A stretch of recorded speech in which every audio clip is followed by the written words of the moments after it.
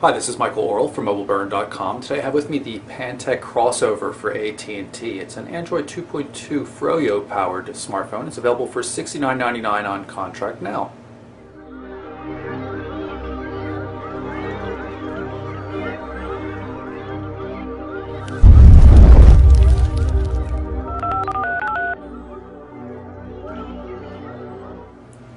Okay, so here's the Pantech Crossover. I'm going to hit the power button up here, activate it. Take a look at the hardware. See, we've got two hardware buttons right here for menu and home, and touch-sensitive search and back buttons. There's the AT&T logo up there. See, mentions power button and lock button, as well as a function button up here. Those two buttons are up here in the corner, kind of beveled corner here. This is the power one. You can see it works right there. And here's the function button. When you press that, it brings up a list of applications that you've configured. Basically, it's your personal main menu, which is pretty cool. 4-row QWERTY keyboard, quite nice. Has a good feel to it. You need to use the Alt key to get to the numbers, but it's well backlit, and even though it's flat, just I guess a bumped plastic kind of thing, it has pretty good feedback on it. So it's not too bad at all. Left-hand edge here, we've got volume control. 3.5mm headphone jack up top, and here's a covered micro USB port on the right-hand edge. You can also see we've got a camera shutter button here, and that goes with the 3-megapixel autofocus camera that's located on the back. Under the rear cover, 1500 milliamp hour battery. That should be good for 5 hours of talk time, or as much as 15 days of standby time, according to Pantech. You can see we've got a 2 gig micro SD memory card in there. I think there's only like a half gig inside the device built in, so you need to use a micro SD card. No SIM card in here. I don't happen to have an AT&T SIM handy, so that won't keep us from looking at the different aspects of the device, though. Give you a quick look at the back when the device is open. Has a nice solidly sprung action to it. Feels pretty good in the hand. It's not a really lightweight device. It weighs 150 grams. It's not horrible by any stretch. We've got a 3.1-inch display. It's half VGA resolution. That's 320 by 480 pixels. Works in landscape mode as well as portrait mode. And you can see we've got 5 different home screen panels here. Now, in spite of the fact that this device has a 1 gigahertz processor, at least based on the spec sheet that Pantech sent, it is not very fast at all.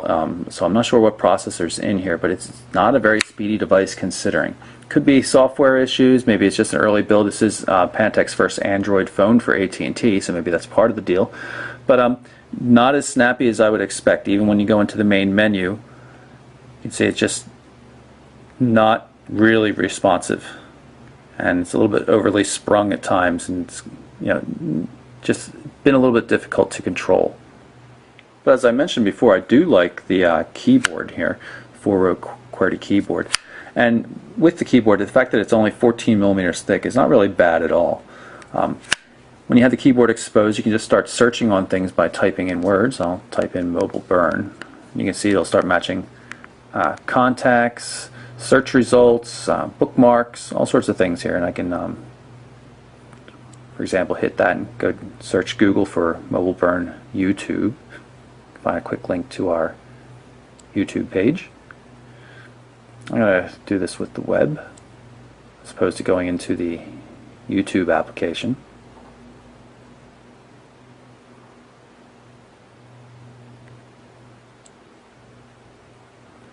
Does not appear to have proper flash support built in. Hey guys, this is Dan Seifer from MobileBurn.com, and we are demoing.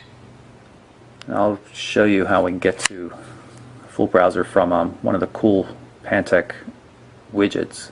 Again, you can see just not real responsive here. I'm not sure if it's screen calibration issues or whatever, but Pantech has a series of their own widgets, and pretty nice looking. Here is the Mobile Burn homepage, and you can see that's an embedded YouTube video there. I'll go into landscape mode so it fits a little bit better. And again, when I play it, it's actually going to load up the YouTube client rather than just playing as an embedded video. Hey guys, this is Dan Seifer from MobileBurn.com. There's also a lack of Flash-based ads running on the site, so there doesn't appear to be any Flash support built in from the start. I'm going to jump into another bookmark here for the mobile version of the Mobile Burn page just so you can see how it works. Everything's formatted well. Multiple Windows support.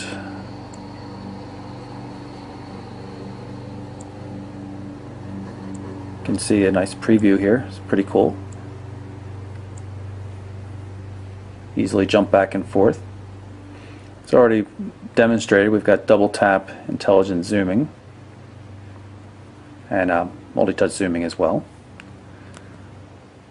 Long press the home button and you get a bit of a visual task manager showing you what's going on. So I could say jump to the Twitter client that I have running in the background. Do that again and jump back to the web browser, or just tap it quickly to go to home. This is the email client. You can see I've got an AIM account pulled up here. Some test formatted text, attachments, things like that. You can move from message to message quite easily.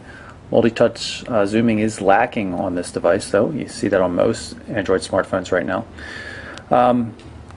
Switch over to the Gmail client so you can get a comparison view here. Hit the menu button, go to labels, and I'm going to say just show me the starred messages. Make it easy to find. The same message we were just looking at with the standard email client, and again, no multi-touch. Navigate through the messages using the buttons here. Support for priority inbox and things like that, so it's a pretty cool client. So here's the camera application on the crossover. You can see I can switch back and forth between video modes and stills. 3 megapixel stills, and we can shoot 800 by 480 pixel video. Just hold down on the shutter button to focus. You can use either the on-screen one or the hardware one up here, and then you just let go to take the picture. Press the button up here, take another one. You see it gets focused first, then press all the way.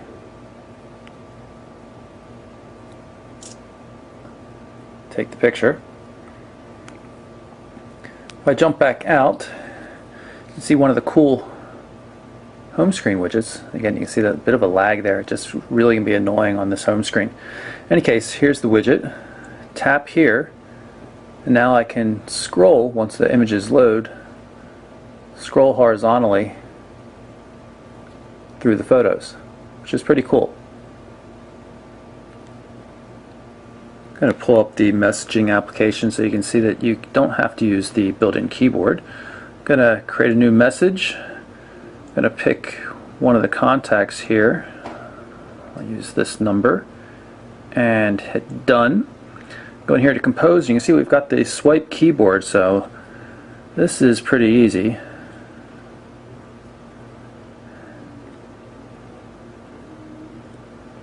Just like that. And you can of course switch over to the full QWERTY keyboard and add more, and then just send it off. Let's jump into settings. You can see some of the UI customizations here. Go down to About Phone and scroll down a bit. You can see it's running Android 2.2.1 Froyo. Pull down the notification area, a couple of shortcuts right here. So Pantech's done a little bit of UI customization, but it just doesn't feel as snappy as it should with a 1 gigahertz processor. So in any case, there you have it. That is the Pantech crossover for AT&T. It's an affordable Android QWERTY smartphone, $69.99 on a 2-year contract, and it's available now. I'm Michael Orl from MobileBurn.com.